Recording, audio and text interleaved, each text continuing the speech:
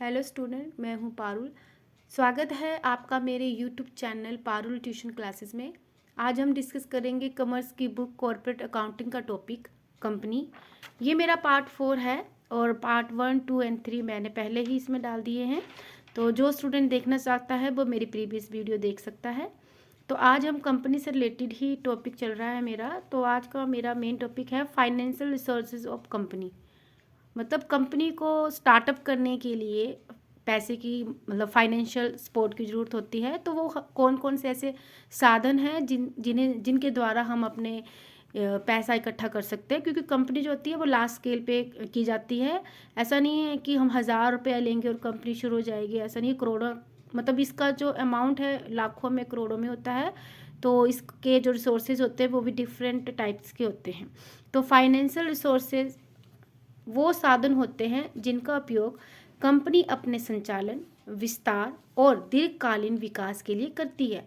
मतलब कंपनी को कंटिन्यू बनाए रखने के लिए, उसका विस्तार करने के लिए और लॉन्ग टाइम के लिए जो उसको विकास करना है, तो उसके लिए उसको क्या चाहिए? फाइनेंस चाहिए। तो वो कैसे कलेक्ट करेगी? वो इस तरह से कर सकती है। पहला इसका है इंटरनल फाइनेंशियल रिसोर्स, मतलब आंतरिक, जो वो कंपनी के अंदर से ही इकट्ठा करेगी। फर्स्ट है प्रॉफिट। जब कोई कंपनी वो स्टार्ट करेगा तो अगर कंपनी को प्रॉफिट होता है तो उस प्रॉफिट को भी एज ए फाइनेंस वो यूज़ कर सकती है। सेकंड आपका है रिजर्व एंड सरप्लसेस, जो आंतरिक निधि होती है उसके द्वारा वो किस तरह से अपने फाइनेंस को इकट्ठा करेगी। तो कंपनी अपनी जो आय का एक हिस्सा, जो भी उसे इनकम होगी, भविष्य की आवश्यकताओं के लिए क्या कर लेती है? सुरक्षित कर लेती है। थर्ड आपका है डेप्रिसिएशन फंड। देखो डेप्रिसिएशन क्या होता है, ये हमने बड़ी बार फाइनेंशियल अकाउंटिंग की एक चैप्टर है +1 में, या आगे भी देख सकते हैं, बीकॉम में भी शायद ये वाला है डेप्रिसिएशन। तो इसको हिंदी में मूल्यह्रास कहते हैं।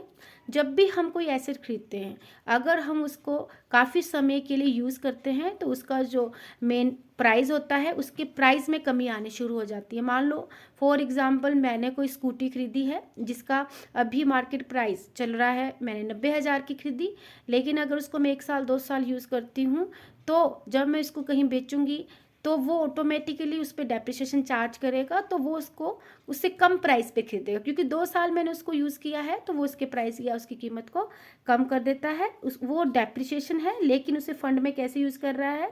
संपत्ति के मूल्यह्रास के लिए अलग किया गया धन, मतलब अलग से जो वो पैसा रखेगा वो भी वित्तीय संसाधन का ही हिस्सा माना जाता है। सेकंड आपका है एक्सटर्नल फाइनेंशियल रिसोर्सेज, जो बाहर से वो पैसा इकट्ठा करेगा वाया। तो वो कौन कौन से हैं? पहला आपका शेयर कैपिटल है। शेयर कैपिटल भी पूंजी जुटाने में सहायता करती है। इसको हम ब्रीफली आगे बड़े ज़्यादा ब्रीफली पढ़ेंगे कि शेयर कैपिटल बेसिकली है क्या। सेकंड आपका है लोन एंड बोरिंग, ऋण और उधार। जो कंपनीज है वो बैंक, वित्तीय संस्थाओं या अन्य स्रोतों से लिया गया ऋण होता है। थर्ड आपका है बॉन्ड्स एंड डिवेंचर्स। देखो ये भी किस्म का ऋण ही होता है, जो कि आप कहाँ से पूंजी जुटाने के लिए जो कंपनी निवेशकों को बॉन्ड या डिवेंचर जारी कर देती है। निवेशक कौन होते हैं? इन्वेस्टर्स, जो कंपनी में पैसा लगाते हैं, उन्हीं से हम पैसा कलेक्ट करते हैं। लास्ट आपका इसमें है 4 कमर्शियल पेपर, वाणिज्य पत्र जिसको हिंदी में कहा जाता है।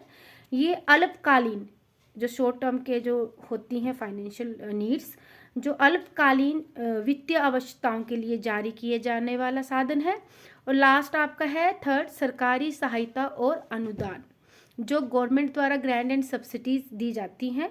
वो भी किसके लिए दी जाती है? कि कंपनियां, मतलब जो देश की कंपनियां हैं, वो जो उद्योग है उनको बढ़ावा मिल सके और वो मतलब एज ए कंट्री में, मतलब कंट्री को क्या करे, लिविंग स्टैंडर्ड को हाई कर सके। तो ये सारे के सारे क्या हैं? रिसोर्सेज हैं, फाइनेंशियल रिसोर्सेज ऑफ कंपनी है। आज का मेरा टॉपिक यहीं पे ख़त्म होता है। मिलते हैं नेक्स्ट वीडियो में। धन्यवाद।